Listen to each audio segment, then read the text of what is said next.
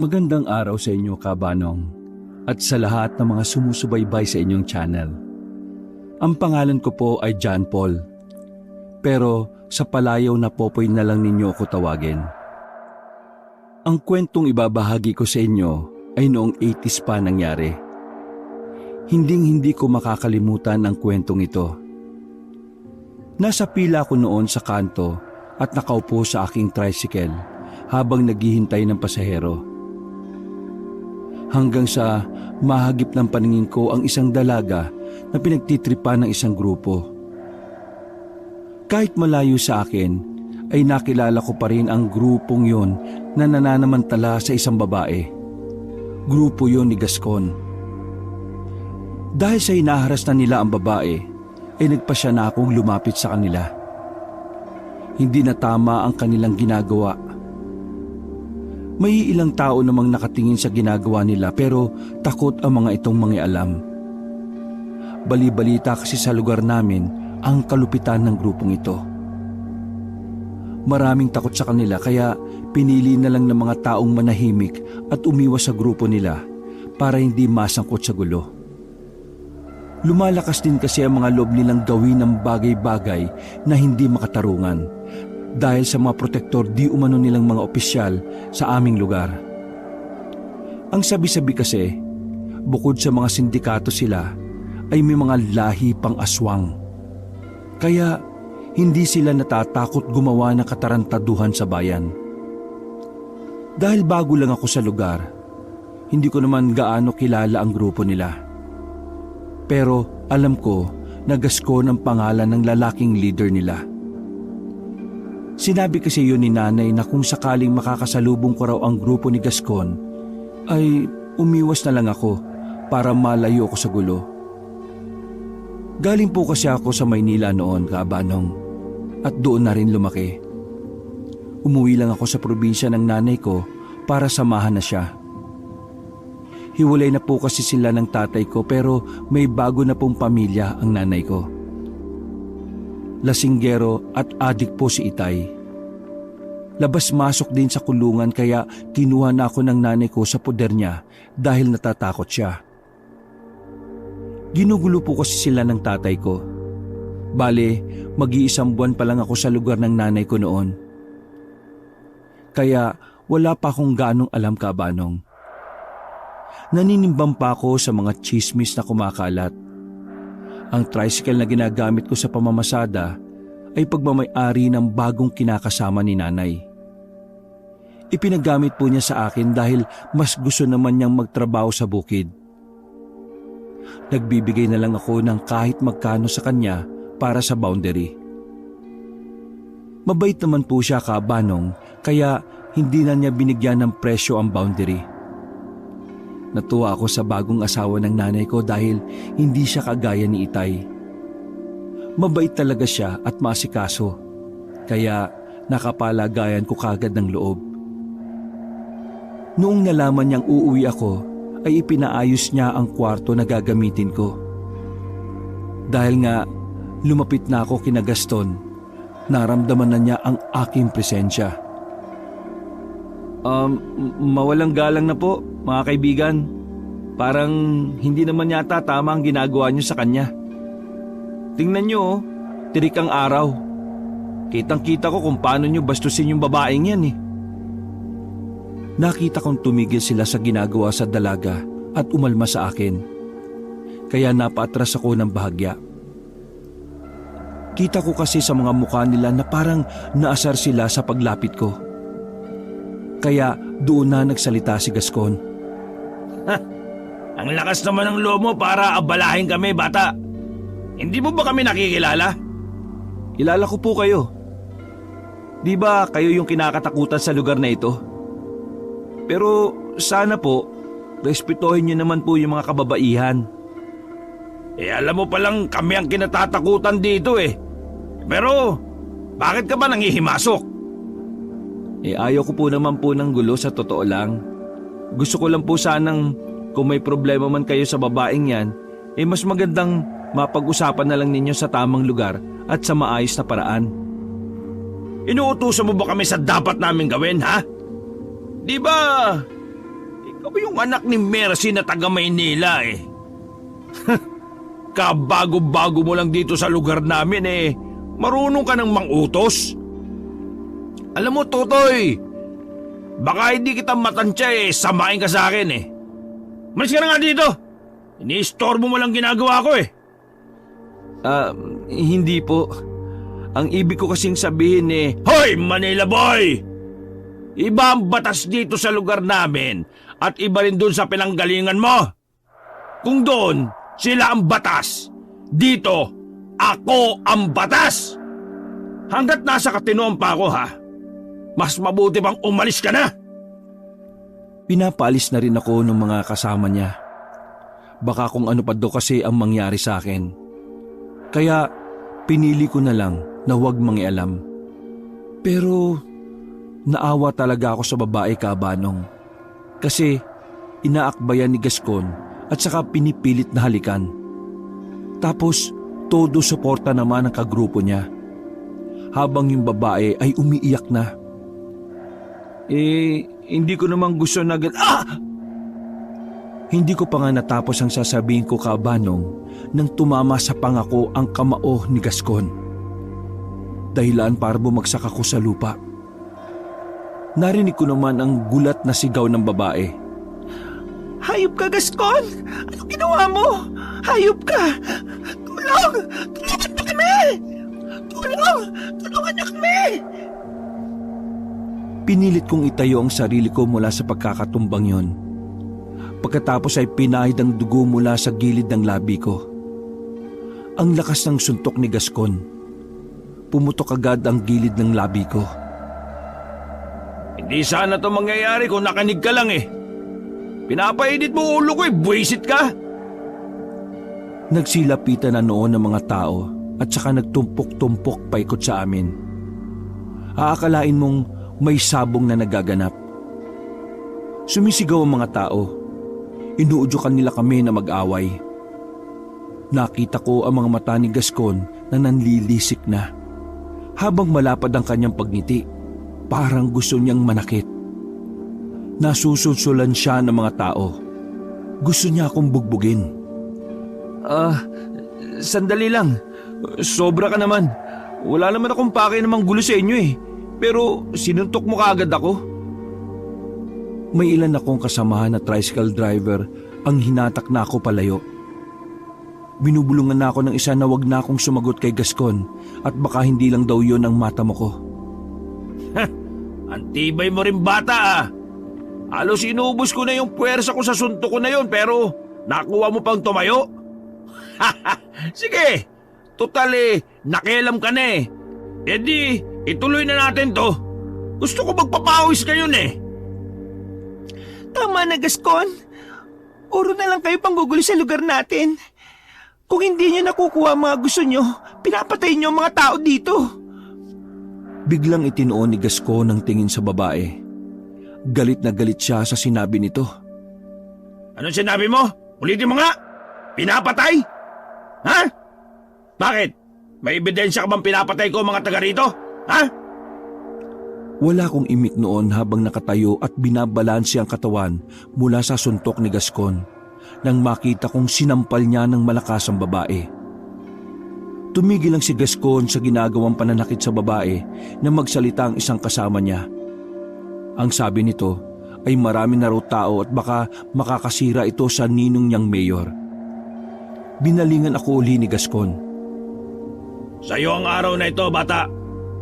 Sige, palalampasin ko muna itong pang-iistorbo mo sa amin. Pero oras na magkita ulit tayo at gawin mo ulit ito. Sinisiguro kong hindi na kamao ko ang tatama dyan. Kung di, kalibre 45 na.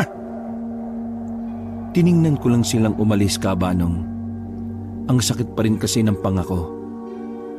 Nagsipulasan na rin ng mga tao pabalik sa kanilang mga ginagawa. Naiwan akong kasama ang iilan sa mga kasamahan ko na driver at ang dalagang si Elise ang pangalan. Salamat ah. Salamat sa pagtulong mo, Manong. Manong ka dyan. 28 pa lang ako, no? Saka kung sakaling maglalakad ka Tsakin mo nga may kasama ka para hindi ka nababastos. Nakayukong nagpapaliwanag si Elise dahil parang nahihiya siya sa nangyari. Sinabi niyang bibili lang naman siya ng ulam nang harangin ni Gascon. Itinuro niya ang elementary school na malapit sa amin. Sinabi niyang doon siya nagtuturo.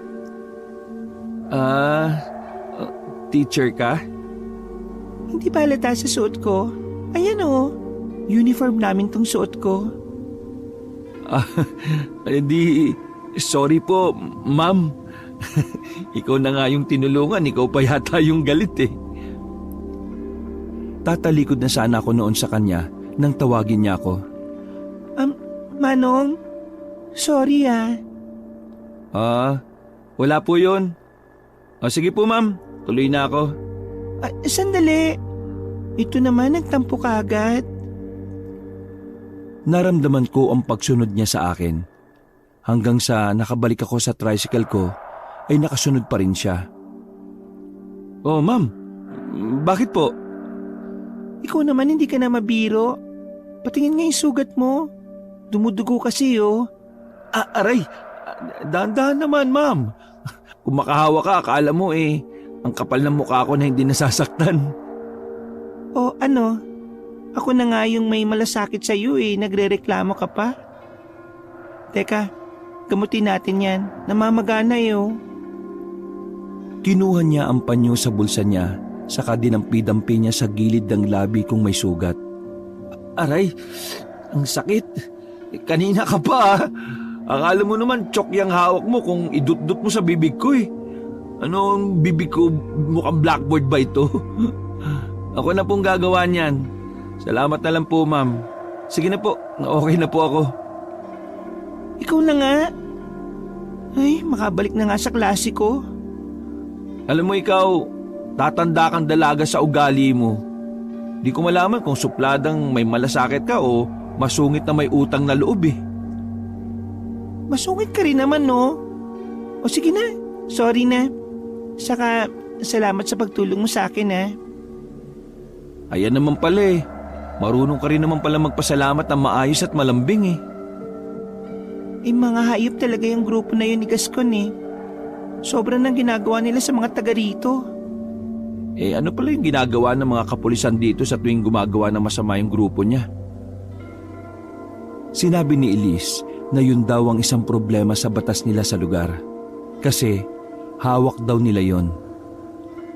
Makapangyarihan ang angka niya na Gascon, hindi lang sa lugar nila kundi pati sa iilang mga bayan. Kahit lantara na ang bentahan nila ng ipinagbabawal na gamot, ay walang nagagawa ang mga tao dahil takot. At hindi lang yon, malakas ang loob nila dahil sa protektor nilang aswang. Na kapag daw nagalit ay nanlalapa ng mga tao. Ano? Aswang? Pambira ka naman, ma'am. Kaayos-ayos ng usapan natin tapos bigla ka namang magjo-joke. Tama nga sila na baguhan ka lang dito. Hindi mo nga alam na may lahing aswang ang pamilya nila. Bahagya akong kinilabutan ka, Banong. Nagsitayuan ng mga balahibo ko. Hindi agad ako nakapagsalita. Totoo? Oo, totoong-totoo. O sige na, babalik na ako sa klase ko. Mag-aalauna na Salamat Naiwan akong nakatulala ka, Banong. Hindi pa rin kasi maalis sa isip ko ang sinabi ng teacher na yon. Nagtatanong-tanong ako sa mga kapwa driver ko. Pero iisa lang ang sinasagot nila. Totoo daw ang sinasabi ng gurong yon sa akin. Pagkatapos ko mamasada, ay dumaan muna ako sa bayan para bumili ng bigas at ulam namin para panghapunan. Ipinarada ko muna ang tricycle ko sa harap ng palengke. Bumili na rin ako ng 5 kilong bigas para makaambag na rin sa bahay. Pero hindi pa nga ako tuluyang nakakalabas ng palengke nang mabangga ko ang isang babae. Ay, sorry miss. Ikaw pala ma'am. Pasensya na hindi kasi ako nakatingin Ayos lang. Ano bang binili mo parang marami-ramihan Ah, 1 kilong manok lang to at 5 kilong bigas. At teka, saan ang punta mo? Uwi ka na rin ba? Pauwi na rin ako pero may bibilin lang ako dyan. Kung gusto nyo sumabay ka na sa akin. Kung yan walang susundo sa'yo. Wala naman akong sundo. Pero huwag ka na magkabala pa, no? Marami namang namamasada pa dyan Hindi, isasabay na kita. Sige na, bumili ka na doon at hihintayin kita dito, ma'am. Hindi na nakapagdahilan noon si ma'am sa akin. Agad din naman siyang bumalik sa akin noong matapos niyang bilhin ang gusto niyang bilhin. Hindi ko akalain na magkalapit lang pala ang bahay niya sa bahay namin. Katunayan nga ay kilala daw niya pala ang nanay ko. Habang nagmamaneho kasi ako ay panay-kwentuhan namin kabanong. Kababa ko sa kanya ay saka pa lang siya nagpakilala. Elise ang pangalan ko para hindi naman ang tawag mo sa akin. Mukhang makikita pa tayo next time. Mahirap naman na nag-uusap tayo pero hindi natin kilala ang pangalan ng isa't isa. Popoy na lang ang tawag niyo sa akin. Yan kasi ang tawag ni nanay sa akin Gusto pa sana niyang pumasok ako sa bahay nila. Ipapakilala daw niya ako sa mga magulang niya at sasabihin na ako ang nagligtas sa kanya sa kapahamakan. Pero tumanggi na ako dahil medyo dumidilim na rin kasi. O sige, gawin na lang kitang service kung ayos lang ba sa'yo yun. Ha? Talaga, Ma'am Elise? Oo nga. 6:30 ng umaga sunduin mo ako dito tapos sa hapon naman 6:00 mo ako sunduin sa school. Ano, klaro ba yun sa'yo, Manong Popoy? Klaro po, Ma'am. Pero huwag mo naman akong tawaging Manong. Nakakatanda pakinggan Popoy na lang. Hindi pa naman ako 30 Oo na, Popoy. Tumawa na naman kaming dalawa. Pakiramdam ko nga ay matagal na kami magkakilala dahil sa tawanan yon. Madaldal rin pala siya sa totoo lang. Nagpaalam na rin ako sa kanya dahil lulutuin ko pa ang dala kong manok. Kinabukasan, kagaya ng sinabi ni Ma'am Elise, ay sinundo ko siya sa bahay nila. Sakto naman pagdating ko sa kanila nasa labas na siya ng bakod nila at naghihintay na sa akin. Tapos, sumakay din naman siya kaagad. Mga ilang minuto lang ay narating din naman kaagad namin na mabilis ang eskwelahan. Salamat, Popoy, ha? Bumaba siya at saka ngumiti sa akin. Inabot naman niya kaagad ang bayad niya sa akin. Ma'am, sobra to. Sige na. Tanggapin mo na, Wala kasi akong barya kaya tanggapin mo na yan. Salamat din dito, Ma'am Elisa. Sakto naman na nag-iipon ako Bala ko kasi bumili ng sarili kong tricycle Mabuti yan at nang mapabilis ang pag-iipon mo. Medyo maaga pa naman. Halika, magkape muna tayo, sagot ko. Ha? Sabi ko, magkape muna tayo, libre ko. Kape? Bakit? Anong bakit? Wala. Tara na. Bumalik siya nang sakay sa tricycle. Iba kasi ang iniisip ko kabanong. Date kasi ang unang pumapasok sa isip ko pagdating sa kape-kape na yan. Doon. Ang kapihan na yon, masarap doon. Ang sabi niya, pambawi niya raw yon sa pagkakaligtas ko sa kanya. Habang nagkakape nga kami, nahihiya ako sa kanya kabanong. Hindi ko alam pero tanggal talaga yung angas ko kay Ma'am Elise. Palangiti siya at maganda siya doon tingnan. Namumula lang ako kasi panay tingin siya sa akin Panaka-naka ako napapatitig sa kanya kaya di ko na malaya ng oras. Oh, kailangan mo na akong ihatid, Popoy. Baka maliit pa ako sa klase. Ngumiti naman siya at saka tumayo. Ubus na rin naman yung kape niya. Nilago ko naman yung kaunting natira sa tasa ko. Pagkatapos kong ihatid siya, ay nagdesisyon na muna akong bumalik sa bahay. Laging ganoon ang setup namin ni Ma'am Elise. Hindi na nga namin namamalayan na naging sobrang komportable na kami sa isa't isa. Minsan, kahit Sabado ay may pagkakataon na magkasama kami. Tuwing Linggo naman ay nagsisimba kaming dalawa. Minsan nga kaabahan nung ay gustong-gusto ko na siyang tanungin kung ano ba talaga kami. Kaso, sa tuwing kaharap ko siya ay umuurong ang aking dila. Nasa direksyon na ako noong pauwi sa amin nang sumakit ang pantog ko. Kaya tumigil muna ako sa walang kabahayan at saka doon pumwesto. Nang makatapos ay isang lalaki naman ang nakita ko na lumabas sa isang bakanting lote. Nakatinginan kaming dalawa.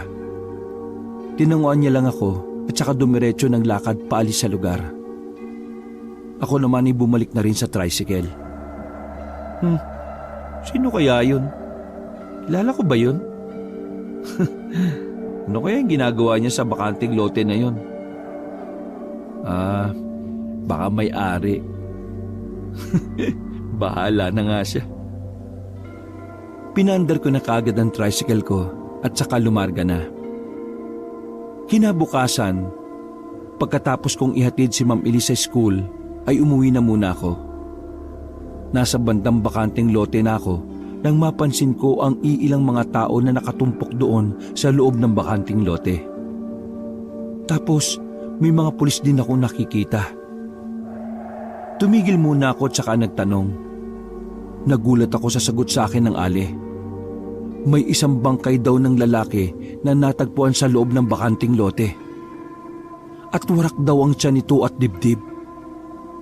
Pinaghihinalaan din na nawawala ang mga laman loob nito. Narinig ko rin sa kanila na yung bangkay daw na yun na isang kawatan. Kaya ang sinasabi ng iilan ay baka pinatay at saka ibinenta ang mga laman loob nito. Pumasok tuloy sa isip ko yung nakita ko kahapong lalaki na galing doon sa loob ng bakanting lote. Ano kaya yung ginagawa niya kahapon dito? Posible kayang siya ang may gawa nito? Maya-maya ay dumating din si Kapitan. Kung sino man ang nakakita o nakapansin na may kahina-hinalang kilos na pumasok dito na hindi kilalang tao, magsalita lang sa ating mga kapulisan, ha? Hinintay ko lang na buhatin nila ang bangkay at mag-alisa ng mga tao. Nung makatsyempo ako, ay nilapitan ko si Kapitan. Kap? Oh, ano yung bata? Tungkol po sa nangyari sana, Kap. Nagbago ang mukha ni Kap nang marinig niya yun sa akin. Mukhang alam na niya ang gusto kong sabihin sa kanya. Halika, sumama ka sa akin. Hindi tong lugar para pag-usapan yan. Sumama ako sa bahay niya at saka doon kami nag-usap. Umupo ko sa sofa at umupo rin si Kap sa harapan ko. Sige, sabihin mo sa akin ang lahat ng mga nalalaman mo. Kahapon kasi, Kap, mga bandang 6:00 ng hapon. Pauwi ako noon eh. May napansin kasi akong isang lalaking lumabas galing dun sa bakanting lote. Kilala mo ba o natatandaan mo man lang yung mukha niya? Hindi ko siya kilala, Kap eh. Pero siguro kung makikita ko siya ulit, makikilala ko siya.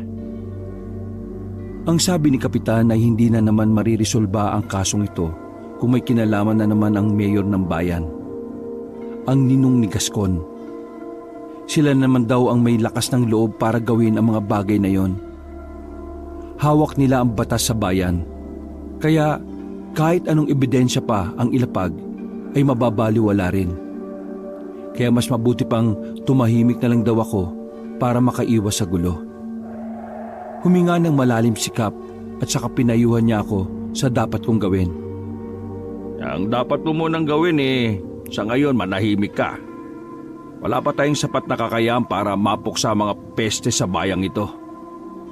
Kaya ang mabuting gawin magpanggap na walang alam. Pero huwag ka mag-alala. Dahil hindi ako papayag na maghari ang kasamaan dito sa baryo natin. Gumagawa na ako ng hakbang para maiparating sa itaas ang mga nangyayari dito sa atin. Pagkatapos ng usapang yon, ay agad din naman akong umuwi, Kabanong. Sinunod ko naman ang sinabi ni Kapitan. Mukhang naiiba naman siya sa mga opisyal dito. May malasakit siya sa mga tao. Kaya may tiwala ako sa kanya. Ganon din naman ang sinabi ni Nanay. Mas mabuti pa raw na manahimik na lang ako kaysa malagay pa sa alanganin ng buhay ko.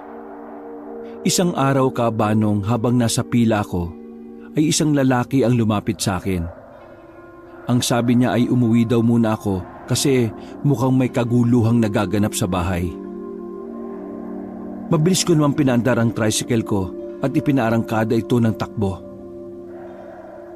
Pagkarating ko sa bahay, ay naabutan ko doon ang iilang mga sasakyan at ang grupo ni Gascon. Tapos, nakita ko doon si Tito na duguan ng muka. Si Nanay naman ay umiiyak. May ilang mga kapitbahay na rin namin noon ang nakatingin. Oh, nandito na pala ang anak mo, Aling Mercy. Ang matapang niyong anak. Heh. Ano po bang problema dito? Nagtataka naman akong nagtatanong sa kanila. Naguguluhan kasi ako kung bakit umiiyak si Nanay, tapos si Tito ay duguan ng muka.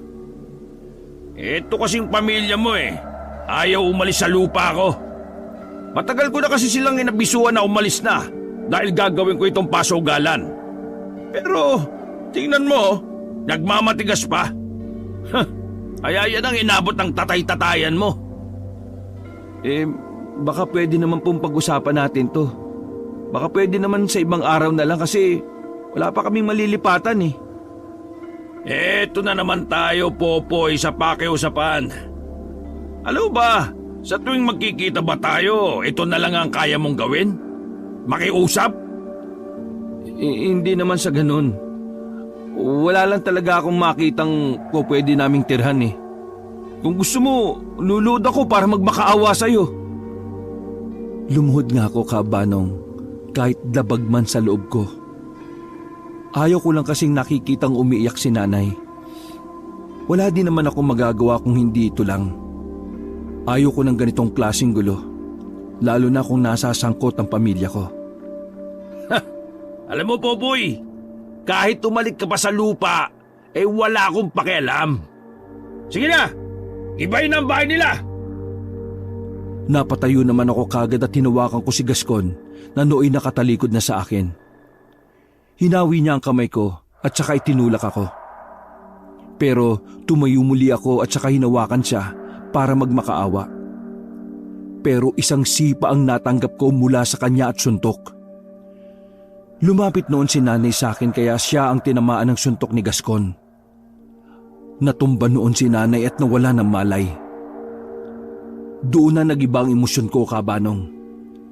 Sa sobrang galit ko, ay nasuntok ko si Gascon. Buong puwersa ko yon na may kasamang matinding emosyon. Bumagsak nga ito sa lupa at nawalan din ng malay. Agad na bumunot ng baril ang mga kagrupo niya at itinutok yun sa akin. Pero napatingin din sila kaagad sa isang kotse na nagbusina. Maraming bumukas ang bintana nito sa likod at sumulyap ang isang lalaki na nasa tansya ko mahigit 50 ang edad. Pinigilan niya ang grupo ni Gascon at sumenyas na umalis na sila at dalhin si Gascon. Mabilis naman nilang ibinaba ang mga baril at saka pinagtulungang buhatin si Gascon. Nang maisakay na nila yon sa sasakyan, ay agad din silang umalis sa lugar. Dahil doon ay hindi natuloy ang pagsira sa bahay namin. Maya-maya ay nagulat ako dahil may biglang nagsalita sa likuran ko. Kaya bigla akong lumingon. Ayos lang ba kayo? Ay, ikaw pala, Kap. Oo, ayos lang ho kami. Si Nanay mukhang napuruhan Saka yung ama-amahan ko. Pasensya na't nahuli ako. Pero nakita ko yung malakas na suntok mo na nagpataob kay Gascon, ha? Hindi ko kasi napigil yung sarili ko, Kap Mabuti nga yun. Bagay lang sa Gascon na yon. Ikaw pa lang ang nakagawa nun sa kanya. Yung lalaki kanina sa sasakyan, sino ho yung, Kap? Si Jonas yun. Ang pinakamataas ang kanila. Mas nakakatakot yun. Bali-balita din na aswang yun. Pero wala pa namang patunay. Makalipas ang 2 araw, Kabanong. Habang tulog kami, nang mabulabog kami sa isang ingay na galing sa kusina namin. Pambihira naman, oh. Sino ba yun? Anong oras na ang ingay-ingay pa? Maricel, ikaw ba yan? Inakala ko noon na yung anak ni nanay yun na si Maricel. Madalas kasi itong gumigising ng hating gabi para kumain. Hindi naman siya sumagot kaya hinayaan ko na lang. Maya-maya pa ay narinig ko na lang ang malakas na sigaw ni nanay. Kaya napabalik ko sa ko ng bangon sabay labas sa kwarto ko. Nay, ano pong nangyari? Nakita ko ang bubong namin sa kusina. Wasak na ito. May nakita kaming malaking ibon na pumasok dito sa bahay natin. Lumabas din naman ito kaagad nung nagsindi ako ng ilaw. Ang tito mo naman, lumabas para habulin ng ibon na yon. Ganun po ba? Susundan ko po si Tito. Diyan lang po kayo. Pabalik na si Tito nang lumabas ako ng bahay. Kaya tinanong ko na lang siya. Nasaan na? Nakita niyo po ba yung ibon, Tito? Ang sagot niya ay nakita niya raw pero mabilis na nakalayo. Inilarawan pa niya ito kung gaano kalaki. Kakaibang ibon daw yun na nakita niya sa tanang buhay niya. Bumalik kami sa loob at saka inayos ang nasirang bubong. Pagkatapos noon ay tinawag ako ni nanay. Nay, bakit po? Eto, Popoy anak. Isang kwintas na may kulay pulang bato na palawit. Sinulid lang ang inilagay ko dito para talian kasi wala talaga itong panali. Pero matibay na sinulid na yan. Tanggapin mo ito dahil ang kwintas na ito ay isang anting-anting na mula pa sa ninuno natin. Ako ang huling pinasahan nito. Pero sa tingin ko hindi ito para sa akin. Ano pong ibig niyong sabihin, Nay? Na para sa akin ang kwintas na ito? Kasi sa akin mo ibinibigay. Pero ano naman ang gagawin ko dito? Lumalala na ang sitwasyon sa baryo natin. Habang tumatagal ay sinasakop na ng kadiliman ng lugar. Habang maaga pa, dapat nang bunutin ang ugat upang hindi na tumubong muli. Sige na, isuot mo ang kwintas na ito, anak. Ito ang magbibigay sa iyo ng kapangyarihan at proteksyon mula sa masasamang tao. Tatamaan man ikaw ng bala pero hindi ka tatablan nito. Magbibigay din ito ng lakas sa iyo at kakaibang liksi. At kung sa mga aswang naman, ay hindi rin ikaw basta-basta masusugatan ng pangil nila at kahit kalmot pa. Kung gaano kalakas at kaliksi ang mga aswang, ay higit pa doon ang magiging kakayahan mo sa oras na isuot mo ang kwintas na ito. Ako po ang karapat-dapat na magsuot nito? Nasa akin daw ang katangian na hinahanap ng kwintas? Naku naman, Nay, oh. Nananaginip ka ba? Tapos paggising mo isinabuhay mo na yung panaginip na yon? Seryoso ako, anak.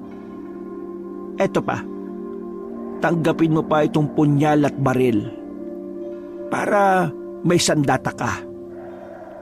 Oh, saan gera mo naman po ako ipapadala nito, Nay? Takaw disgrasya ka kasi. Saka alam kong mainit na sa'yo ang mata ni Gascon at ang pamilya niya. Natatakot ako mapahamak ka. Kaya panahon na para ibigay sa'yo ang magpoprotekta sa'yo. Tumango naman noon ang asawa ni nanay. Tiningnan ko siya.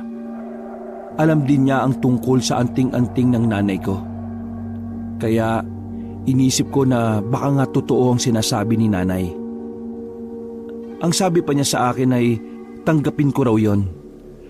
Dahil ako daw ang magpapabago sa lugar namin na alipin na ng kadiliman ng batas. Dapat ko na raw itong wakasan. Tinanggap ko yung kabanong kahit hindi ko pa batid ang kasiguraduhan na kaya ko talagang gampanan ang gusto nila. Pero itinabi ko na muna yon sa ilalim ng unan ko. Wala pa akong balak na suotin yon dahil hindi pa ako handa. Kinabukasan ay ganun pa rin ang sistema ko. Dinaanan ko si Elise tapos mag-iikot-ikot para maganap ng pasahero sa paligid. Nang hapong yon, susunduin ko na sana si Elise na makasalubong ko ang isang sasakyan. Napatigil ako dahil bigla siyang humarang sa daanan ko. Aba teka, loko tong mga to ah. Muntik na ako makabangga ah. Hinintay ko na magbukas ang kotse at hindi nga ako naghintay ng matagal dahil may bumaba mula roon. At nagulat naman ako nang makita kong sino yon. O bata, kumusta? Gascon? Oo, ako nga. Mukhang gulat na gulat ka. Hindi ka pa ba nasanay na makita ako? Binunot niya ang 45 sa bewang niya, saka kinasa. Nagsibabaan din ang iilang kasama niya. Anong gagawin niyo? Ayaw ko ng gulo ah. Hindi ako lalaban sa inyo. Huwag niyo na ituloy yung binabalak niyong yan. Sige mga kasama, kunin siya! Tinutukan ako ng baril sa ulo ng isa sa mga kasama niya, kaya hindi na ako nakapalag. Isinakay nila ako sa sasakyan at dinala sa isang lugar na mukhang bodega. Alam mo, hindi ko maisip kung gaano kalaking kasalanan ko eh. Kung bakit ito ginagawa sa akin. Ang pagdating mo sa bayan ko ay isa ng malaking kasalanan. Mula kasi nung dumating ka dito eh, nakandaletse-letse na yung mga lakad ko eh. Binunot niya ang sigarilyo sa bulsa at saka sinindihan naman yon ng kasama niya. Pero bakit ako sinisisi mo? Isa lang akong baguhan dito. Yan nga ang problema eh. Kabago-bago mo pa lang, malaking gulo na ang ginagawa mo sa akin. Itinali nila ang kamay ko habang nakataas ito. Tapos ang dalawang pako naman ay nakatali din, magkabilaan.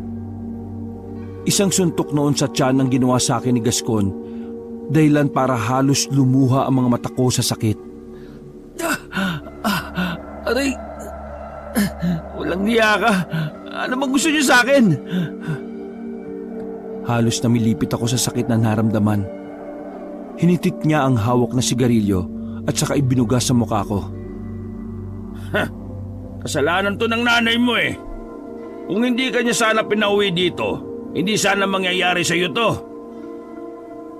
Isang suntok pa noon ang ibinigay niya sa akin at tumama sa aking pisngi. Hanggang sa hindi na niya ako tinantanan ng suntok sa iba't ibang parte ng katawan ko. Wala akong magawa kundi ang tanggapin ng mga suntok na yon na tumatama sa akin. Naramdaman ko na tumulo ang dugo sa ilong ko. Nalasahan ko kasi ito nang makarating yon sa bibig ko. Halos mawalan na ako ng malay kabanong. Nakalambitin na rin ako dahil wala ng lakas sa mga paa ko para itayo ang katawang kong duguan. Ano? Kaya mo ba? Mukhang suko ka na. Hinawakan niya ang buko at saka inangat ang ulo ko. Hinawakan naman ako ng mga kasama niya para makatayo ko na maayos. Ngayon, nagsisisi ka na ba na dumating ka sa lugar na ito? Narinig ko pa na nagsitawanan ng mga kasamahan niya. Hawakan niyo siya maigi! Kahit hindi ko na gaanong makita dahil sa pamamaga ng mata ko, alam kong bumuwelo siya para suntukin ulit ako. At maya-maya pa ay inundayan niya ako ng suntok sa muka na siyang ikinahilo ng ulo ko. Pakiramdam ko mawawalan na ako ng malay. Sige, ilabas niyo na yan at itapon sa ilog. Mukhang hindi na mabubuhay yan. Bumagsak ako sa sahig nang tanggalin nila ang mga tali ko sa kamay. Naramdaman ko na lang ang pagkarga nila ng katawan ko sa sasakyan. Narinig ko pa ang mga usapan nila. Bukas daw, isang bangkay na raw akong matatagpuan sa ilog na palutang-lutang. Nagsisitawanan pa sila. Mga ilang minuto pa ay tumigil na sila. Mukhang nasa ilog na kami. Hinila nila ako palabas ng kotse at saka inihulog sa ilog. Gabi na naman daw kaya tsak silang wala na makakakita sa katawan ko. Pinigil ko ang paghinga ko upang hindi ako malunod. Nung maramdaman ko ang tunog ng sasakyan na paalis na, ay agad akong umahon. Sinikap kong makarating sa Pampang. Dahil medyo malapit lang naman, ay napagtagumpayan ko yon.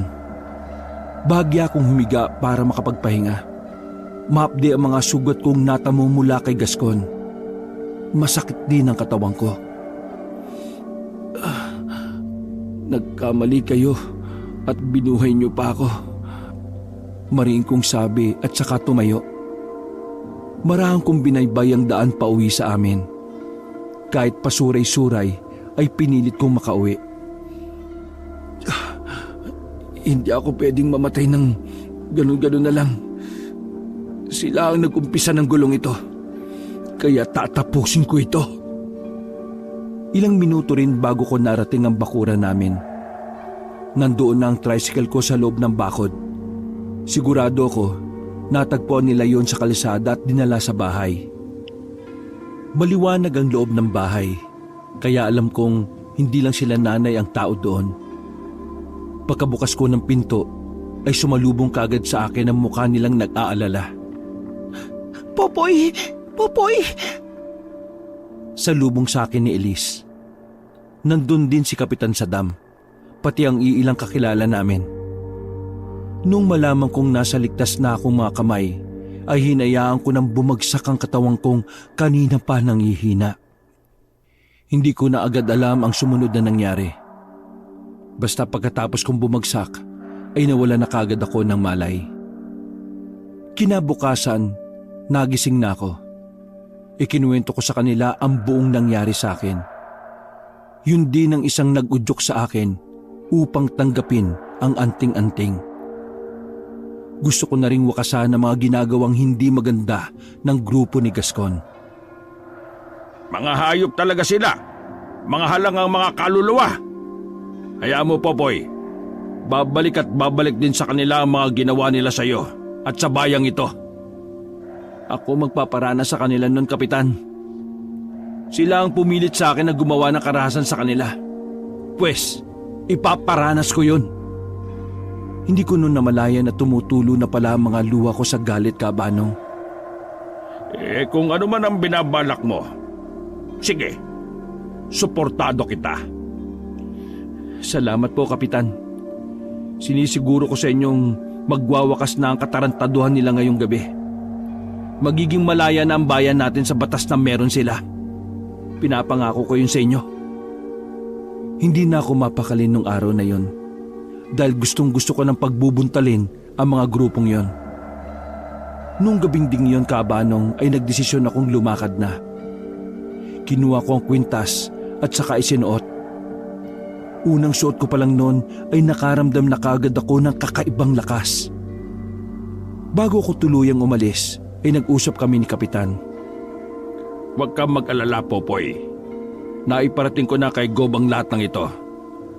Darating sila anumang oras, kaya mag-iingat ka. Malaking bagay ang tulong nyo, Kap. Huwag kayong mag-alala. Hindi ko kayo bibiguin. Sige na, Popoy. Tumakad ka na. Mag-iingat ka. Sumakay ako sa tricycle ko at saka umalis. Naroon ang kaba at takot sa dibdib ko. Pero kailangan ko yung gawin para sa kalayaan ng bayan namin. Bago ko umalis ay dinaanan ko muna si Elise at saka nagpaalam. Mabutit na abutan ko siya sa labas ng kanilang bakod galing sa school. Elise, may sasabihin sana ako sa'yo. Oh, Popoy. Kumusta ka? Bakit nandito ka? Magaling na ba yung pasa at sugat mo? Oo, maayos na ako. Gusto ko lang sanang magpaalam eh. Baka hindi na muna kita mahatid sundo. Bakit? Uuwi ka na ba ng Maynila? Biglaan naman yan, Poy. Hindi, Elise. May lakad lang akong gagawin at sana pagkatapos nito makita pa kita. Bakit naman hindi?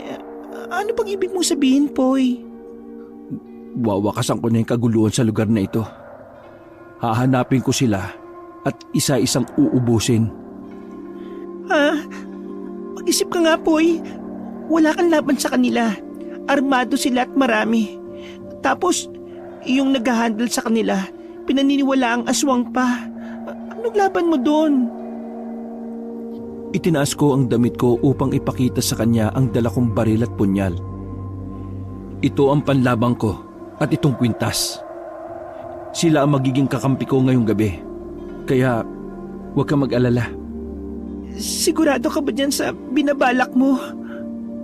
Elise, sa maikling araw na nakasama kita, naging magaan ang pakiramdam ko sa oras na kausap kita. Salamat sa pag-aalala mo. Binitiwan ko siya at saka tumalikod na. Hakbang na sana ako palayo pero tinawag niya ang pangalan ko. Poy? Nang lingunin ko siya, ay sinunggaban niya ng halik ang labi ko. Matatamis na halik ang tumagal ng ilang segundo. Mainit na yakap din ang pinakawalan niya sa akin. Nanatili akong tulalang bahagya sa ginawa niya. Ipangako mo sa akin na babalik ka. Maghihintay ako. Mangako ka, Poy. Tumango ko sa kanya at saka hinawakan ng palad niya. Tapos, idinampi ko yun sa labi ko. Sige na, aalis na ako. Sige, mag-iingat ka. Unti-unti kong binitiwan ng mga kamay niya. Hanggang sa mabitiwan ko na yon. Sumakay ako ng tricycle ko at saka lumarga na. Dala ang punyal at baril na binigay ni nanay ay tinungo ko ang lungga ng angka nila. Sa tulong ni Kapitan Saddam ay mabilis kong nahanap ang pinakakuta nila. Doon mismo sa kuta ng leader nilang si Janos. Alam kong may kakaiba sa lalaking yon. Unang tingin ko pa lang sa kanya ay alam kong hindi siya ordinaryong tao lang. Kaya kailangan ko siyang unahin sapagkat siya ang ugat. Kung mapatay ko siya, wala nang dahilan para magpatuloy pa si Gascon sa mga katarantaduhan niya. May kalayuan sa bayan ang kutang napuntahan ko. May malawak na bakuran at malaking bahay. May mga nakabantay din sa labas na mga armado. Umiilaw ang anting-anting na suot ko. May aswang daw sa paligid ang ibig sabihin ng pag-ilaw nito. Mabilis kong tinalo ng mataas na bakod. Sobrang gaan ng pakiramdam ko. Bababa na sana ako nang makita ako ng isang bantay. Agad na pumula ang mata niya at sinugod ako. Aswang ka palang pastilang ka, ha? Itong sayo! Sinuntok ko siya at saka binalibag sa sahig. Agad namang siyang nawalan ng malay. Dahil sa nangyaring yon, ay umalingaw-ngaw ang tunog ng baril. Saka ko lang napansin na may bumabaril na pala sa akin. Pero nagulat siya nang makitang hindi ako tinatabla ng bala. O si? Hindi sa akin uubra yan. Agad ko itong sinugod at saka sinaksak ng punyal. Kaagad itong namatay. Dumami na noon ang bumabaril sa akin pero tinatanggap ko lang yon. Nung mabusan sila ng bala, ay isa-isa ko silang sinugod at pinagbababalibag. Napasok ko naman agad ang malaking bahay at doon ko naabutan si Jonah sa loob na nakaupo sa upuan at may hawak na alak. Natalo mo mga alagad ko at nagawa mo makapasok sa mansyon ko. Tumayo siya at saka kumuha ng baso. Isinalin niya ang alak doon at saka lumapit sa akin. Ibinigay niya ang basong may lamang alak sa akin. Eto, inumin mo. Mag-celebrate tayo ngayong gabi, bata. Tama. Tama ka. Ipagdiriwang ko ang nalalapit mong kamatayan. Napadako ang tingin niya sa suot kong kwintas. Kung hindi ako nagkakamali, ang suot mong kwintas na yan ang nagbibigay sa iyo ng pambihirang lakas. Ang kwintas na suot ko ay isang uri ng agimat na nagmula pa sa aming mga ninuno. At ito rin ang tatapos sa buhay mo, Jonas. Maaari namang hindi na tayo umabot sa ganoong punto, bata. Umanib ka sa akin at sabay nating pagharian ang mundo. Bumalik siya sa kinauupuan at saka nilagok ang alak na hawak. Hoy, wag mo kong idamay sa kasakiman mo, no? Dahil ngayong gabi, pupuksain ko na ang ugat ng kadiliman na bumabalot sa bayang ito. Hindi nga ako nagkamali sa iyo, bata. Nung unang makita pa lang kita alam ko nang kakaiba ka. Ikaw lang ang bukod tanging nakagawa nun kay Gascon. Napahanga mo ko nung araw na yon. Kung ganon, pareho tayo. Nung una pa lang kitang makita, alam ko rin kakaiba ka. At tama nga ako, napupuno ka ng kasamaan. Inihagis ko sa kanya ang basong may alak at saka binunot ang baril ko, sabay paputok nun sa kanya. Pero nagulat ako kabanong nang bigla siyang naglaho sa kinauupuan niya. Medyo mabagal ka pa, bata. Pero alam kong may ibibilis ka pa. Napalingon naman kagad ako sa kanya. Hindi maaari. Mas mabilis siya sa inaakala ko, kabanong. Ha? Paano ka napunta kagad dyan? Halos di ko man lang namalaya na tumayo ka. Napakabilis mo, ha? Pinapahanga mo ko. Ang kakayahan na ito ay minana ko sa aking ina. Hayaan mo. Ituturo ko sa iyo ang paraan na ito sa oras na magkaisa na tayo. Gusto mo ba yon? Hindi bali na, uy. Hindi ko maarok yung kasuklam-suklam na kasamaan mo. Ikaw ang bahala. Basta hindi ako nagkulang na kumbinsihin ka. Kung ano man ang mangyari sa iyo ngayon dito, ay wala na akong magagawa. Sa isang iglap, kabanong, ay nasa malapit ko na siya. Sinakal niya ako dahilan para mahulog ang hawak kong baril. Inihagis niya ako ng malakas kaya tumilapon ako sa pader. Marahan niya akong nilapitan. Alam mo bang hindi lang aswang ang lahi ko? Ang tatay ko ay aswang, pero ang nanay ko ay mangkukulam. Kaya nagagawa ko ang mga bagay na ito. Dahan-dahan na nagpalit siya ng muka. Yung lalaking nakita ko sa bakanting lote, yun ang naging mukha niya. Ha? Ikaw? Ikaw yung lalaki sa bakanting lote? Tama. Ako nga yun. Ikaw yung pumatay sa lalaking yon? Tama ka uli. Ang sama mo! Pinakatumpak sa sinabi mo. Magnanakaw ang taong yon. Nasasabi ka ang kainin ng mga laman loob niya. Hindi na dapat nabubuhay pa ang mga tulad niya. Sino ka naman para sabihin yon? Nilalagay niyo sa sarili niyong kamay ang batas? Binunot ko ang punyal ko, kabanong, at saka sinugod siya. Pero mabilis niya yung naiwasan. Kaya sinugod ko muli siya. Hinawakan ko ang anting-anting at bumuelo ng suntok.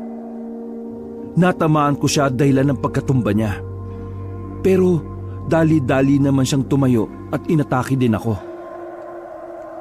Kung ayaw mo sa inaalok ko sa iyo, mas mabuti pang gapasin na rin kita dahil magiging sagabal ka lang sa mga plano ko. Ang dami mong sinasabi! Dinampot ko ang baril na nahulog kanina at saka pinaputok yun sa kanya. Iniwasan niya yon pero may pagkakataon na tinatamaan ko siya. Ramdam ko na tinatablan siya pero hindi yun sapat para matalo ko siya. Ginagalit mo talaga ako! Umiba na naman ang itsura niya na parang isang taong lobo. Naglalaway pa ito na nakatingin sa akin. Alam ko sa puntong yon ay lalong lumakas siya. Mabilis niya akong sinugod. Pinipilit niyang abutin ng kagatang leeg ko. Pero nandyan ang dalawang kamay ko para itulak siya. Balak mo pa akong kagatin, ha? Hindi mo magagawa yan! Buong lakas ko siyang itinulak. rason para makawala ko. Muli ko siyang pinaputukan ng baril. Tumigil lang ako noon nang maubusan ako ng bala. Ang muling pag-atake niya ang hindi ko napaghandaan, kaya nakagat niya ako sa braso. Pero humilom lang ito na parang walang nangyari. Agad kong binunot ang punyal at saka inundayan to ng saksak. Napaatras siya sabay balik sa anyong tao.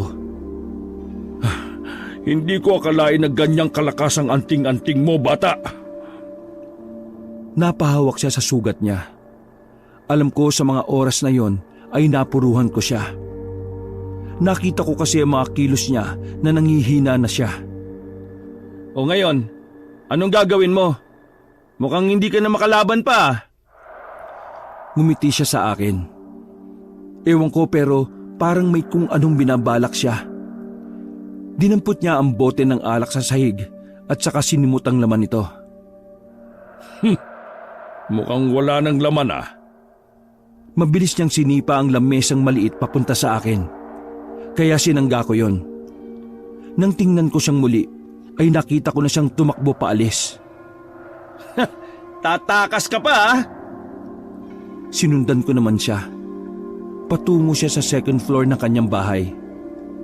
Pagkarating ko doon, ay lumabas siya sa isang pinto doon na may hawak na mahabang baril. Agad niya akong niratrat ng bala, kaya napatago ko sa isang haligi ng bahay. Kahit hindi ako nasusugatan noon, pero masakit pa rin kung tumatama yun sa akin. Hindi mo matatakasan ang kamatayan mo, Jonas! Tumigil ang pag-ulan ng bala sa akin. Nakita ko naman siyang tumalon sa bintana. Muli ko siyang hinabol. Tumalon din ako sa bintana at sinundan siya, patungo sa gubat. Dahil sa mga sugat na natamo niya, ay mabilis ko lang siyang nahabol. Na-corner ko siya sa isang malaking puno. Wala ka na matatakbuhan pa! Kung magsasanib puwersa tayo, mas lalo tayong lalakas. Mga babae, pera, kapangyarihan, lahat yan makukuha natin. Huwag mo nang lasunin ang utak ko dahil hindi tayo magkapareho. Lumapit ako sa kanya ng marahan at saka ako siya kinwelyuhan. Sige, kahit anong gusto mo ibibigay ko. Hayaan mo lang ako mabuhay. Kani-kanina lang nagyayabang ka pa pero ngayon nagmamakaawa ka na. Itinaas ko ang punyal at handa ng ibaon yon sa leeg niya. Wag! Wag! Tuluyan kong itinarak ang punyal sa leeg nito, Kabanong. Hanggang sa mangisay siya at tuluyang nalagutan ng hininga. Napahingang malalim ako dahil tapos na ang unang misyon ko. Napakadali naman itong matalo. Ngayon, ikaw naman ang isusunod ko, Gascon. Bumalik din ako kagad sa tricycle ko. Tapos, tumungo naman ako kagad sa next target ko. Bago ko pinandar ang tricycle ko, ay tiningnan ko ang oras sa suot kong relo. Aba, maghahating gabi na rin pala. Ayos lang din. Binaybay ko ang daan papunta sa bayan. Agad kong tinungo ang lugar na sinabi ni Kapitan Saddam sa akin. Madalas daw yun ang tambayan ng grupo ni Gascon. Hindi naman ako nabigo dahil mukhang tama si Kapitan Saddam. Sa labas pa lang ako ng lugar ay nakita ko na ang mga tao ni Gascon. May nagiinuman sa labas na 3 kalalakihan. Siguro sila yung bantay. Isang malaking junk shop na yero ang bakod. Maliwanag sa loob kaya alam kong nandun si Gascon. Naririnig ko pa kasi mga tawanan nila mula sa loob. Mukhang nagkakasiyahan pa sila. Nang tumigil ako sa harap ng gate, ay parang naiputan ng ibon ng 3 lalaki at parang naging bato silang hindi makagalaw nang makita ako. Hindi nila yata akalain na buhay pa ako sa kabila ng ginawa nila sa akin. Nanlaki ang mga mata nila at tila nawala ang kanilang pagkalasing. Nauutal pa silang binibigkas ang pangalan ko. Pero bago pa man sila makagawa ng ingay ay pinagsusuntok ko na sila. Nawalan sila ng malay. Dumiretso naman ako kagad ng pasok sa loob. Hindi pa man ako tuluyan nakakalapit sa mismong bahay, ay nakita ko na sa malaking bintana na mayroong kasiyahan sa loob. May mga nagiinuman at ang pulutan ay ang mga kalapating mababa ang lipad. Pasimple akong pumasok sa loob. At nung mapansin nila ako, ay tumahimik silang lahat.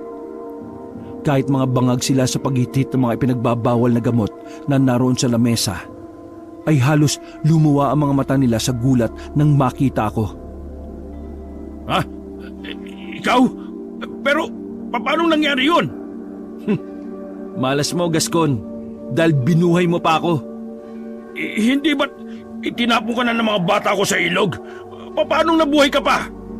Yun ang malaking pagkakamali nyo. Ang inakala nyong patay na ako. Hindi bale. Ang lakas naman ng loob mong sumugod ng mag-isa dito. May kasama ako. Eto oh. Binunot ko ang punyal at saka ipinakita sa kanila. Tumayo noon si Gascon at saka nagsitawanan sila. Anong laban ng maliit mong patalim na yan sa haba ng baril ko? Hindi ka magdidikta noon, Gascon. Binigyan ka na nga ng isang pagkakataon para mabuhay. Sasayangin mo pa. Ngayong gabi, ikaw ang masasawi sa ating dalawa, Gascon. Kasama yung mga alipores mo. Ha! Ang tapang mo, bata ah. Sige, kayo nang bahala dito. Patayin nyo na yan. Sumenya siya sa mga tauhan niya. Siya naman ay umalis dala mga babaeng tila mga linta ako makakapit.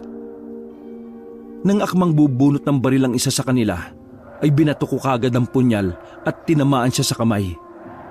Kaya imbis na mabunot niya ang baril, ay napasigaw na lang siya. Mabilis ko namang sinugod ang iba.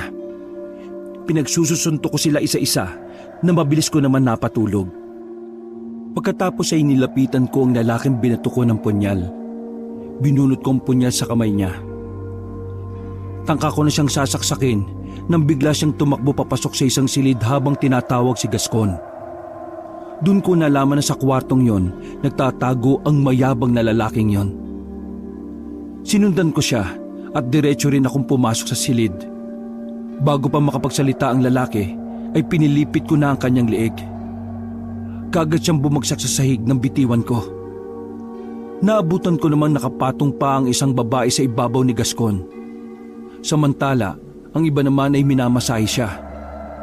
Gulat na gulat si Gascon nang makita ko lalo na sa ginawa ko sa tauhan niya. Nagsigawan naman ang mga babae saka nagsitakbo palabas ng silid. O paano? Ikaw naman ang susunod ko. Anong ginawa mo sa mga tauhan ko? Mukhang natalo mo na sila dahil nakarating ka na dito eh. Paano mo sila natalo? Higit 10 sila at malalaki pa ang mga katawan. Mukha lang naman silang langgam eh. Kaya ang sasarap lang tirisin. Mukhang nanginginig ka na yata, Gascon. Bakit ganyan ka humawak ng baril ngayon? Bakit? Natatakot ka na ba? Nasaan na yung tapang mo sa tuwing may gusto kang patayin? Maaari mo akong mapatay pero sigurado akong papatayin ka rin ni Jonas. Yung aswang na may lahing mangkukulam ba? Ha? Ano mo nalaman? Kagagaling ko lang dun eh, bago ako dumiretso dito. Doon ka galing? Winakasan ko na yung buhay niya at ikaw naman ang isusunod ko, Gascon. Kaya mas lalo kang dapat manginig kasi ang inaasahan mo isa ng malamig na bangkay. Ano? Pinatay mo si Jonas? Pero paano? Dahil dito sa sotong anting-anting. Hindi maaari. Kasinungalingan yan. Walang kwenta naman yung kwintas mo eh. Bakit mo ipagmamalaki sa akin yan, ha? Hindi ko na siya hinayaang magsalita pa, Kabanong. Mabilis ko siyang nilapitan at saka binalibag sa sahig. Nabitiwan niya ang baril na hawak niya at napagulong siya sa sakit na natamo niya mula sa akin. Aray ko! Sakit ng likod ko doon ah! Oy! Napuruan ko ba yung likod mo? Ouch! Kulang pa yan sa ginawa mo sa akin at ng mga tao mo. Kaya huwag ka na magtago. Gagapang ka pa sa ilalim ng kama ah. Ay teka, alisin nga natin tong kama na to. Isang kamay ko lang binuhat ang kama at ibinalbag sa isang sulok. Doon tumambad sa akin ang mukha niyang takot na takot. Kahit ang baba niya ay nanginginig na. Kung ano man ang kasalanan ko, patawarin mo na ako. Pinagsisisihan ko ng lahat ng yon, Poy. Please, tulungan mo ako magbago. Huwag mo akong patayin. Kaya ko naman magbago eh. Huwag mo kong isunod kay Jonas. Ngayon nasa bingit ka ng kamatayan eh. Nasasabi mo na ang lahat ng yan. Pero nung nasa kasarapan ka eh, hindi mo man lang yan naiisip. Niyakap niya ang binti ko at halos hagkan pa ang paa ko sa pagmamakaawa. Pero hindi ko alam kung maaawa ba ako sa kanya kasi kahit papaano ay may nararamdaman pa rin akong galit. Hayaan mo ako magbago. Huwag mo namang ipagkait sa akin yon. Parang awa mo na, Poy. Pangako, nangangako ko talaga na magiging mabuti na ako. Hindi naman ako ganun kabato para hindi ka pagbigyan. Basta, ipangako mo lang na lahat ng masamang gawain mo ay itatama mo na. Oo, Poy. Pangako, gagawin ko lahat ng utos mo. Hinila ko ang pako at saka tumalikod. Pero naramdaman ko na lang ang pagkasanya ng baril. Yan ang pagkakamaling ginawa mo. Ang pagtitiwala sa kalaban ay isang katangahan. Anong akala mo sa akin? Bubuhayin pa kita? Tumigil ako sa paglalakad palabas. Malakas ang halakak niya na parang nanalo na. Nilingon ko siya ng marahan kasabay ng pagpaputok niya sa akin ng baril. Tinamaan ako sa iba't ibang parte ng katawan ko. Bahagyang ininda ko ang sakit ng tama ng bala. Pero hindi naman ito bumabaon sa katawan ko. Pagkabangga ay agad na nalalaglag sa sahig ang mga bala. Nanlaki ang mata ni Gascon nang makita ang nangyari. Natigilan na siya dahil wala nang bala ang hawak niyang baril. Nabitiwan niya na rin ito. Napanganga na lang siya nung mapagtanto niya na hindi ako tinatablan ng bala. Bong, akala mo maisan mo ko? Pues, nagkakamali ka! Oh, ba't ka napatigil? May problema ba? Wala nang bala? Mamulot ka tapos iligay mo uli sa baril mo. Tapos iputok mo uli. Ulit-ulitin mo hanggang magsawa ka para masihang ka. Kasi ako, gusto ko naman yung nasisiya ng kalaban ko bago ko bawian ang buhay. Bakit hindi ka tinatablan? Anong klaseng anting-anting meron ka? Nilapitan ko pa siya kabahan pagkatapos kong pulutin ang baril niya at sapilitang pinahawak sa kanya. Pagkatapos ay itinutok ko yun sa sintido ko. Oh, may bala pa palang isa Hindi ka dapat magsayang ng bala, no? Ikasa mo ulit, iputok mo sa ulo ko para makumbinsi ka na talagang hindi ako tinatablan ng bala. Mas maigi na masaksihan mo ng ganito kalapit, di ba? Sige, iputok mo na. Dahil maski ilang bala pa ang pakawalan mo dyan, ay hindi ako tatablan yan. Muli siyang nagdrama sa akin. Binitiwan niya ang baril at napaluhod. Niyakap niya ang paa ko at muling nagmakaawa. Boy, pasensya na. Nagkamali ako. Patawarin mo ako. Sige na, buhayin mo ulit ako. At magbabago na talaga ako. Ito, totoo na talaga. Pexman, sumpa man kay Batman, kay Lord. Sige na. Alam mo kanina, nakaramdam pa ako ng awa sa iyo Pero ngayon, pasensya ka na. Tiningala niya ako nung marinig niyang wala na siyang pag-asang pagbibigyan ko pa. Hinataw ko ang batok niya ng kamao ko at doon siya nawalan ng malay. Itinali ko ang mga kamay at paan nito upang hindi na makaalis kung sakaling magising pa. Nasa labas na ako noon at pinagtatatali ang mga wala ng malay na mga tauhan ni Gascon. Nang biglang salubungin ako ng isang malaking paniki. Nag-anyong tao ito nang lumapag sa lupa at nagulat akong si Jonas pala yun. Ha? Paanong buhay ka pa? Alam kong magugulat ka. Nakalimutan mo yatang anak din ako ng isang mangkukulam. Mahirap patayin at hindi na mamatay ng ganun-ganun lang. Hinawakan ko ng maigpit ang punyal ko at inihanda ang sarili sa pakikipaglaban. Pambihira. Bakit hindi ka mamatay-matay? Nakita na kitang nalagutan ng hininga. Ganun ka kasi kabilis magtiwala eh. Kaya nga ako kinatatakutan sa lugar na ito kasi mabangis ako. Nagagawa kong lahat ng gusto ko. At sa pagkakataong ito ay ikaw naman ang papatayin ko. Siguraduhin mo lang. Dahil titiyakin ko sa iyo ngayon na mapapatay na talaga kita. Ngumiti siya sa akin at saka marahang lumapit. Pero nung malapit na siya sa akin, ay biglang naging panikit lumipad-lipad uli sa paligid. Umali-aligid siya sa akin mula sa iba't ibang direksyon, kaya nalilito ko kung saan banda niya ako susugurin. Maya-maya ay naramdaman ko na lang ang pag-atake niya mula sa likuran ko. Tinamaan niya ako dahilan para tumilapon ako. Muli siyang lumipad, hanggang sa hindi ko na makita kung saan siya nagpunta. Buisit, pahihirapan pa niya yata ako sa paghahanap sa kanya. Ano? Nahihirapan ka na ba? Nandito lang naman ako ah. Bakit? Bulag ka na ba? Kung panay tago ka, paano tayo matatapos niyan?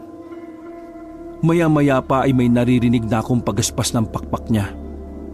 Ilang saglit lang ay naramdaman ko na lang na parang may bumubulusok pasugod sa akin.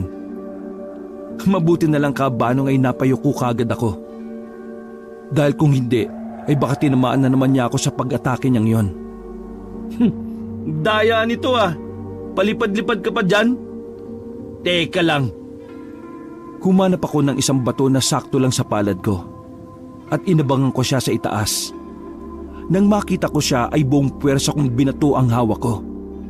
Sa lakas ng pagbato kong yon ay tinamaan siya at bumagsak sa lupa. Oh, bakit hindi mo naiwasan yon? Nanlaki ang mga mata ko nang makitang agad siyang naging malaking pusa at sinugod ako. Aba, walang kadala-dala ito ah. Ang buong akala niya ay uubra pa ang mga binabalak niya sa akin nung nagsapusa siya. Sinalubong ko siya at saka bumwelo ng suntok. Nung matamaan siya ay bumulagta na lamang. Magaling siyang umatake pero hindi pala siya magaling umilag. Pero ang akala kong tapos na ang laban dahil hindi na siya gumagalaw ay nagkamali ako. Marami itong bumalik sa pagiging tao at tumayo na parabang walang iniindang sakit sa katawan. Aba, nakuha mo pang tumayo ah. Ang lakas din ng apog mong demonyo ka. Hindi ka pa rin ba papayag sa alok ko? Pwede ka rin maging kagaya ko. Masaya kaya ito? Ayaw mo? Huling tanong ko na ito bago kita tapusin. Kaya pumayag ka na! Ngayon ko lang naintindihan.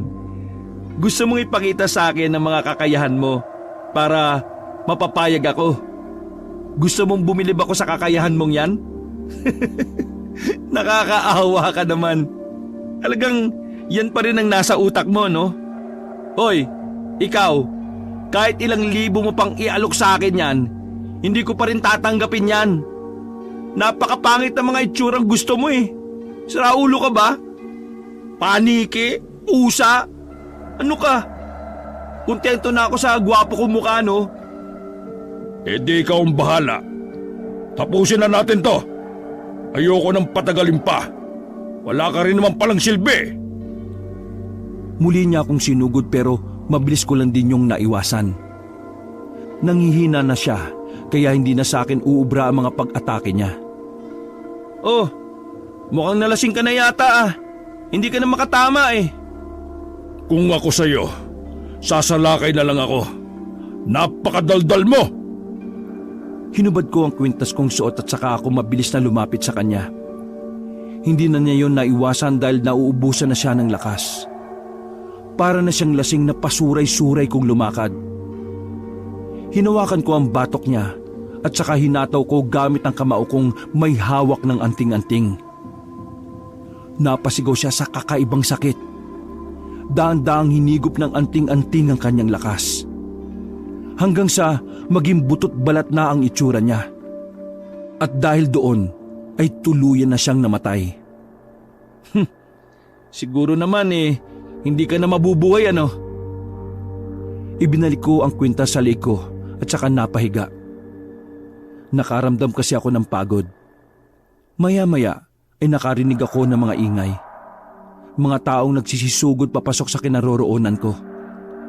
Narinig ko rin ang boses ni Kap. Sa wakas, dumating ka rin, Kap. Nagsipasukan ng mga tanod at doon ko rin nakita si Kapitan Saddam. Boy, ayos ka lang? Mabuti naman po. Eto, ayos lang. Pinatulog ko lang yung mga yan pero yung isa pinatay ko na. Aswang naman yun Yung mukhang kalansay na. Yun si Jonas. Alam naming lahat dito na aswang sila. Isa itong lihim na itinago ng baryo natin para hindi tayo pagilagan ng mga katabing lugar. Pero ngayon, tapos na rin ang lahat. At dahil yun sa'yo.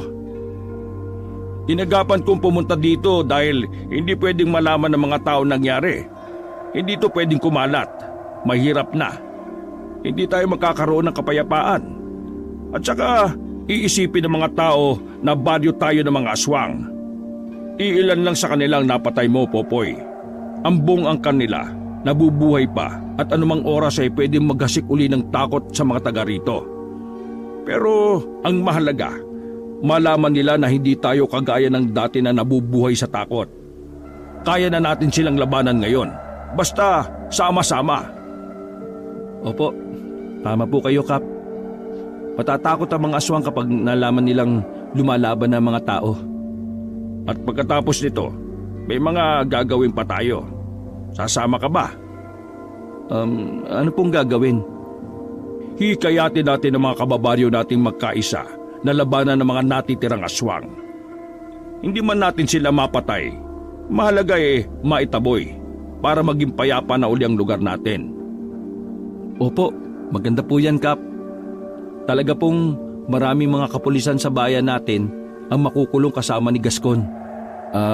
Pati ang ninong nilang mayor, dapat paimbestigahan na rin. Mababahag ang pangil ng mga aswang na yon kapag nalaman nilang handa na tayong labanan sila. Baka nga agad-agad silang magsial sa balutan O sige, alam na namin ang gagawin dito. Mabuti pa umuwi ka na. Hindi dapat malaman ng mga tao na ikaw ang gumawa ng lahat ng ito. Hindi pwedeng kumalat. Hindi pwedeng makarating sa angka ni Jonas na ikaw ang gumawa ng lahat. Tuso sila. Tsak na babalikan nila ang pamilya mo kapag nalamang ikaw ang gumawa nito. Kaya sa ngayon, mas mabuting tumahimik ka muna, ha? Naku, wala naman po akong balak na ipaalam sa kahit na sino yung nangyari, no? Yun nga rin po ang gusto kong sabihin sana sa inyo na sana ilihim na lang natin to. Oo, Poy. Makakaasa ka. At makakaasa rin po kayong makikisa ako sa mga susunod na hakbang kontra sa aswang. Mabuti naman kung ganon. O sige na, umuwi ka na. Baka may mga tsismosong dumating pa rito. Kabanong kumalat din po ang nangyari sa baryo namin dahil sa mga tsismoso-tsismosa. Hindi naman po maiiwasan yon. Pero ang kumalat na kwento ay sinugod sila ng mga aswang dahil nag-akla sila sa pamumuno ni Jonas at ni Gaston. Nangyari yon dahil may isang aswang na nahuli na umamin na talagang may plano silang ganon. At laking tuwa nila na natalo ang dalawang may maiitim na budhi. Nakawala rin ang aswang na yon na kinulong ni Kapitan dahil sa tulong ng mga kasamahan niya. Nilusob nila ang barangay isang gabi, pero hindi sila nanakit ng tao. Kinuha lang nila ang kanilang kasamahan. Pagkatapos po nun, isa-isang umalis ng palihim ang ilan sa aming mga kababaryo. Dahil doon, naging usap-usapan ang mga umaalis ay mga lahing aswang rin. Mula po noon, Kabanong, bumalik na ang kapayapaan sa aming lugar. Naging patas na ang batas para sa lahat. Wakas.